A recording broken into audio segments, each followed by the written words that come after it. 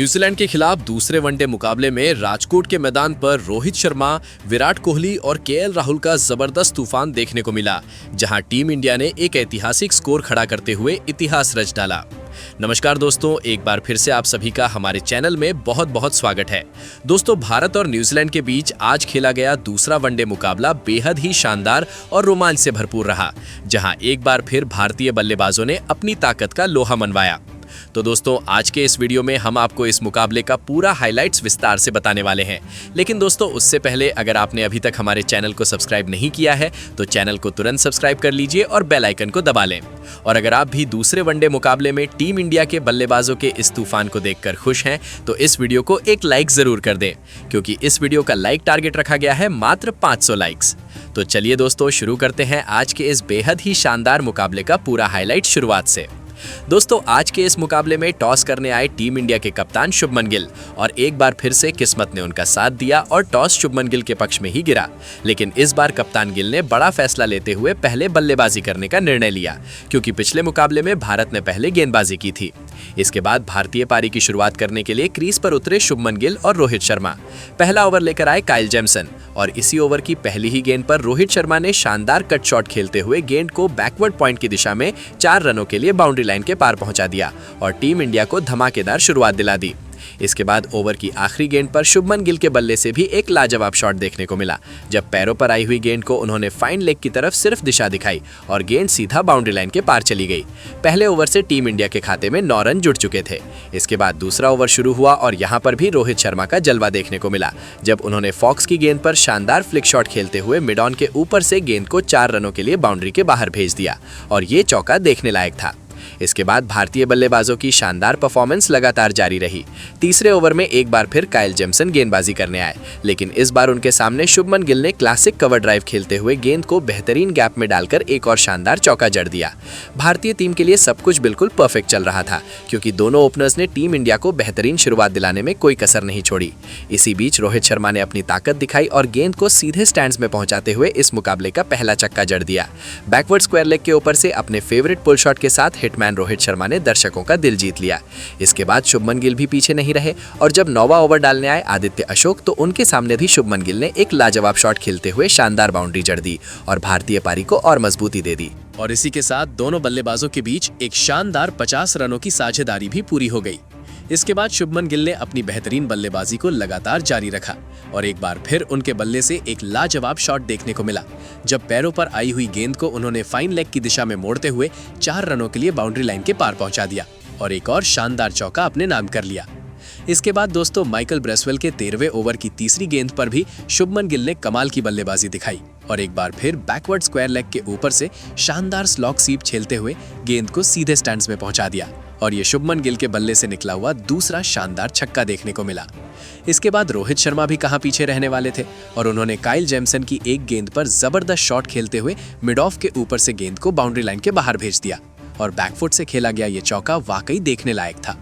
दोनों बल्लेबाजों का लाजवाब प्रदर्शन लगातार जारी था, और भारतीय टीम का स्कोर 15 ओवर की समाप्ति के बाद 90 रनों तक पहुंच चुका था।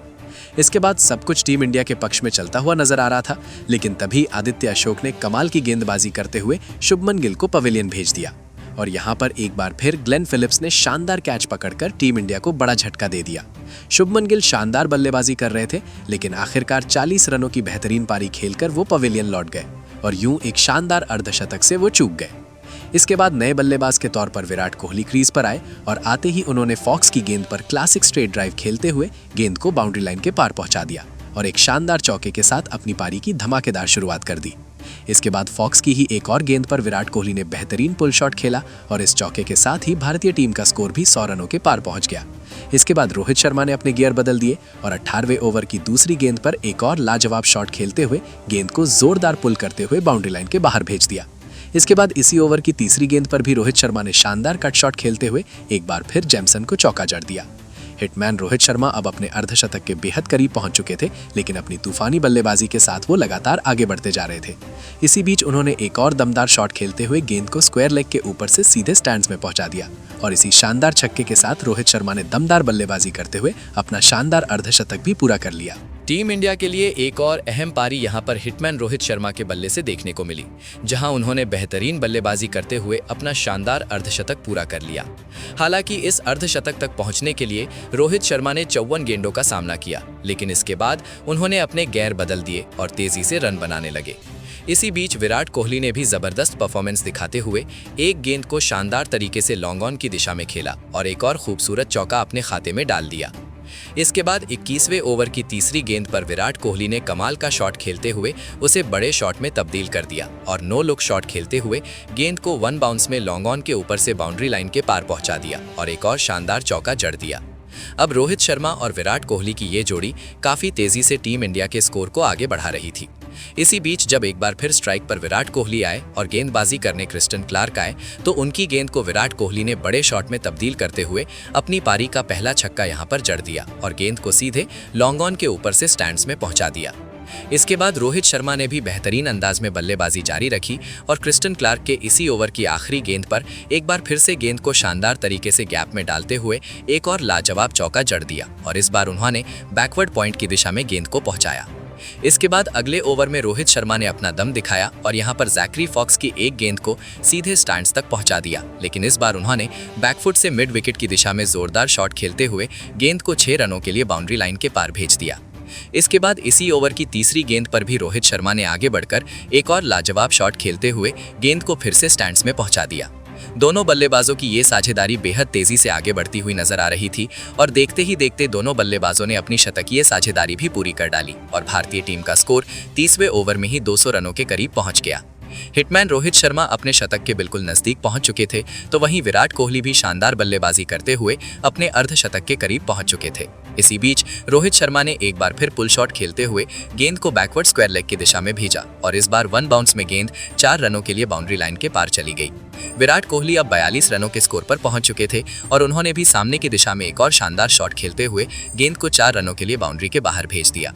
दोनों बल्लेबाजों के इस तूफानी बल्लेबाजी को देखकर न्यूजीलैंड के गेंदबाज पूरी तरह से हैरान नजर आ रहे थे, क्योंकि जहां भी गेंद डाली जा रही थी वहां से या तो गेंद सीधे स्टैंड्स में जा रही थी या फिर बाउंड्री लाइन के पार पहुंच रही थी। इसके बाद न्यूजीलैंड की टीम ने गेंदबाजी में एक बार फिर बदलाव किया और स्पिन गेंदबाजी अटैक को मैदान में उतारा, लेकिन रोहित शर्मा ने स्पिन गेंदबाजों को भी बखूबी खेलते हुए एक और शानदार चौका अपने नाम कर लिया। अब रोहित शर्मा 96 रनों के स्कोर पर पहुंच चुके थे, तो दूसरी ओर शानदार बल्लेबाजी करते हुए विराट कोहली भी 46 रनों पर खेल रहे थे। एक बल्लेबाज शतक के बिल्कुल करीब था, तो दूसरा बल्लेबाज अर्धशतक से महज कुछ कदम दूर था और दोनों के बीच जो साझेदारी बनी हुई थी वो शतकीय साझेदारी का आंकड़ा भी पार कर चुकी थी। यानी कि दोनों बल्लेबाज पूरी तरह से लयबद्ध नजर आ रहे थे और कमाल का परफॉर्मेंस लगातार जारी था। इसी बीच अब स्ट्राइक पर विराट कोहली आ चुके थे और अब बारी थी उनके अर्धशतक को पूरा करने की। तभी विराट कोहली ने ग्लेन फिलिप्स की गेंद पर एक लाजवाब शॉट खेला और गेंद को शानदार तरीके से सीधे स्टैंड्स में पहुंचा दिया और लॉन्ग ऑफ के ऊपर से ये दमदार छक्का देखने को मिला।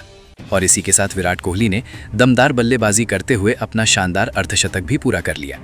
विराट कोहली के इस अर्धशतक के साथ ही भारतीय टीम का स्कोर भी 200 रनों के आंकड़े के पार पहुंच गया।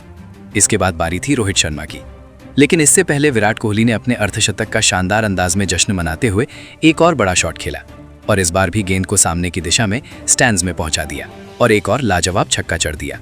इसके बाद रोहित शर्मा के सामने काइल जेमसन ने थोड़ी सी शॉर्ट गेंद डाली और इसका पूरा फायदा उठाते हुए हिटमैन ने गेंद को बाउंड्री लाइन के पार भेज दिया और एक और शानदार चौका अपने नाम कर लिया। लेकिन इसकी अगली ही गेंद पर रोहित शर्मा ने एक और लाजवाब शॉट खेलते हुए दमदार बल्लेबाजी का नमूना पेश किया और गेंद को सीधे स्टैंड्स में पहुंचा दिया और इसी के साथ हिटमैन रोहित शर्मा भी अपने शानदार शतक तक पहुंच गए। रोहित शर्मा ने जहां 54 गेंदों पर अपना अर्धशतक पूरा किया था, वहीं इसके बाद सिर्फ 22 गेंदों में ही अगले 50 रन बनाकर टीम इंडिया के लिए एक और शानदार शतक ठोक दिया। एक बार फिर से रोहित शर्मा की तूफानी बल्लेबाजी देखने को मिली और हिटमैन का शानदार शो मैदान पर देखने को मिला, जिसने टीम इंडिया के स्कोर को काफी तेजी से आगे बढ़ा दिया।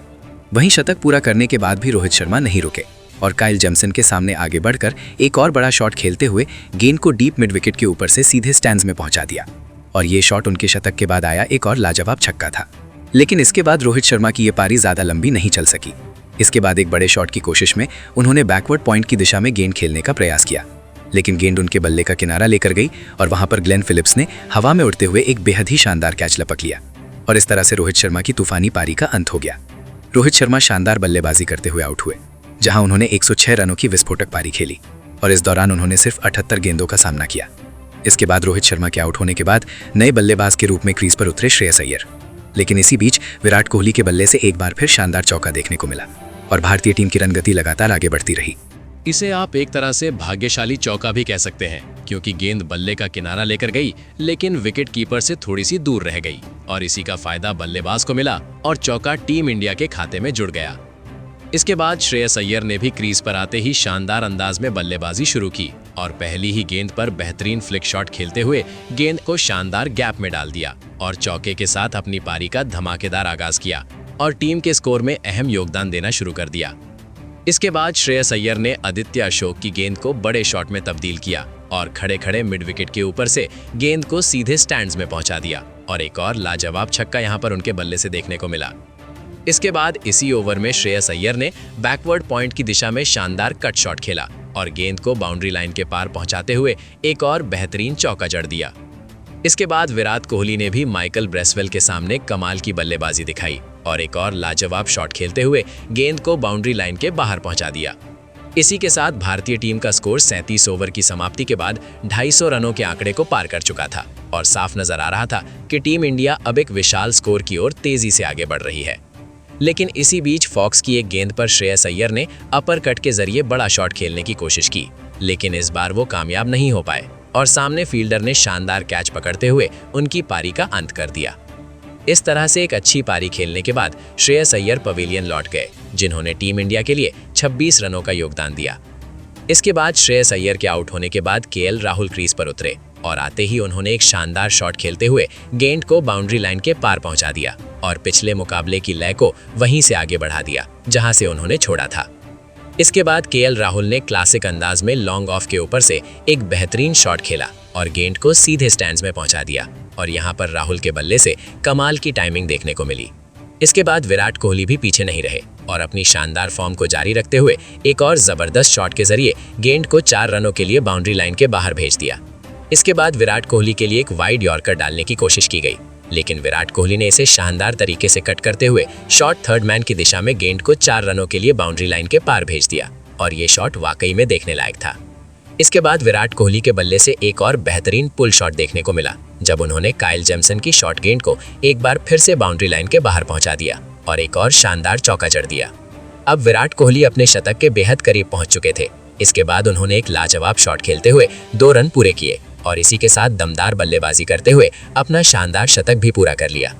विराट कोहली ने शतक तक पहुंचने के लिए सिर्फ 83 गेंदों का सामना किया और एक बार फिर से टीम इंडिया के लिए बेहद अहम मौके पर एक तूफानी और यादगार शतक ठोक डाला। यानी कि एक बार फिर से विराट कोहली ने अद्भुत अंदाज में परफॉर्मेंस करके दिखा दिया।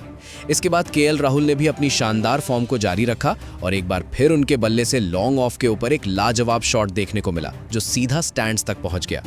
वहीं इसके बाद विराट कोहली ने भी एक बार फिर बड़ा शॉट खेलने का फैसला किया और इस बार भी वो पूरी तरह से कामयाब रहे और गेंद को लॉन्ग ऑन के ऊपर से स्टैंड्स में पहुंचाते हुए एक और शानदार छक्का जड़ दिया।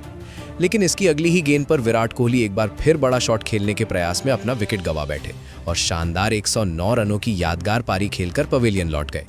इसके बाद केएल राहुल ने रविंद्र जडेजा के साथ मिलकर पारी को आगे बढ़ाया और अपना दम दिखाना शुरू किया। इसी बीच केएल राहुल ने गेंद को शानदार तरीके से फ्लिक करते हुए स्क्वायर लेग की दिशा में भेजा और एक और बेहतरीन चौका अपने नाम कर लिया। वहीं दूसरी ओर रविंद्र जडेजा ने भी सामने की दिशा में बड़ा शॉट खेला और इस गेम पर उनके बल्ले से शानदार टाइमिंग देखने को मिली, जब गेंद डाउन द ग्राउंड स्टैंड्स तक पहुंच गई। इसके बाद केएल राहुल ने एक बार फिर से कट शॉट खेलते हुए गेंद को बाउंड्री लाइन के पार भेज दिया। अब भारतीय टीम का स्कोर 46 ओवर की समाप्ति के बाद ही 330 रनों के आंकड़े को पार कर चुका था, लेकिन इसके बाद आखिरी 4 ओवरों में तो ताबड़तोड़ बल्लेबाजी देखने को मिली। केएल राहुल और रविंद्र जडेजा ने मिलकर आखिरी 4 ओवरों में 50 रन ठोक डाले, जिसके चलते भारतीय टीम का स्कोर 380 रनों तक जा पहुंचा और टीम इंडिया ने एक ऐतिहासिक स्कोर खड़ा कर दिया। केएल राहुल ने जहां शानदार बल्लेबाजी करते हुए 57 रनों का अहम योगदान दिया, वहीं रविंद्र जडेजा ने भी कमाल की बल्लेबाजी दिखाते हुए मात्र 11 गेंदों पर 27 रनों की विस्फोटक पारी खेल डाली। इसी के साथ टीम इंडिया ने न्यूजीलैंड के सामने जीत के लिए 381 रनों का विशाल लक्ष्य रख दिया। अब अगर बात करें लक्ष्य का पीछा करने उतरी न्यूजीलैंड की टीम की, तो एक बार फिर से डेवॉन कॉनवे और हेनरी निकोल्स पारी की शुरुआत करने क्रीज पर उतरे और दोनों बल्लेबाजों ने अच्छी शुरुआत दिलाने की कोशिश की।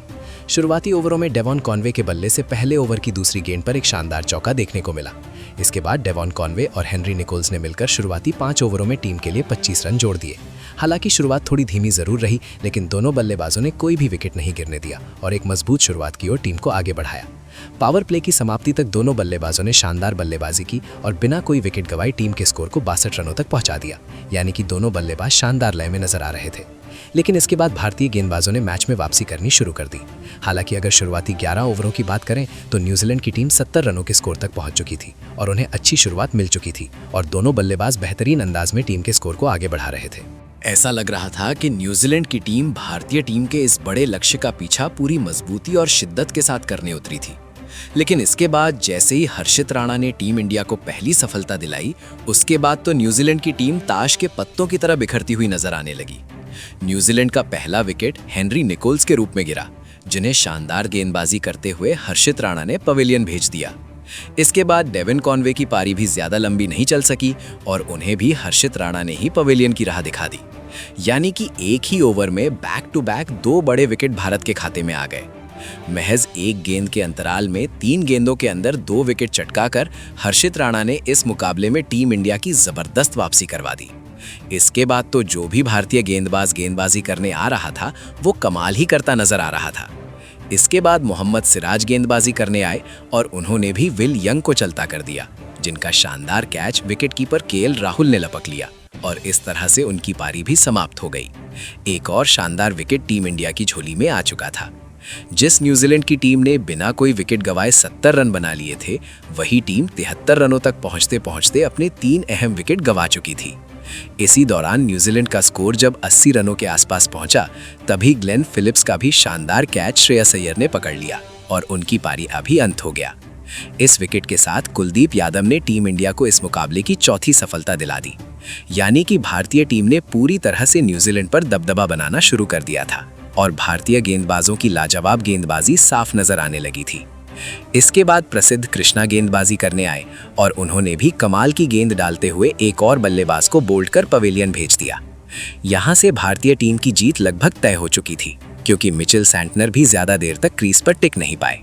हालांकि डेरिल मिचेल एक छोर से डटे हुए नजर आ रहे थे, लेकिन वो भी कुछ खास नहीं कर पा रहे थे, क्योंकि लगातार एक के बाद एक विकेट गिरते जा रहे थे। आखिरकार हर्षित राणा ने डेरिल मिचेल को भी LBW आउट करते हुए पवेलियन भेज दिया और टीम इंडिया को एक और बड़ी सफलता दिला दी।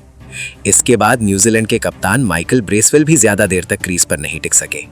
100 रनों तक पहुंचते पहुंचते न्यूजीलैंड की टीम अपने 8 विकेट गंवा चुकी थी और पूरी तरह से मुश्किलों में फंस चुकी थी। इसके बाद भारतीय गेंदबाजों ने शानदार प्रदर्शन करते हुए न्यूजीलैंड की पूरी टीम को महज 110 रनों पर ऑल आउट कर दिया और इसी के साथ टीम इंडिया ने इस मुकाबले में एक ऐतिहासिक और शानदार जीत दर्ज कर ली।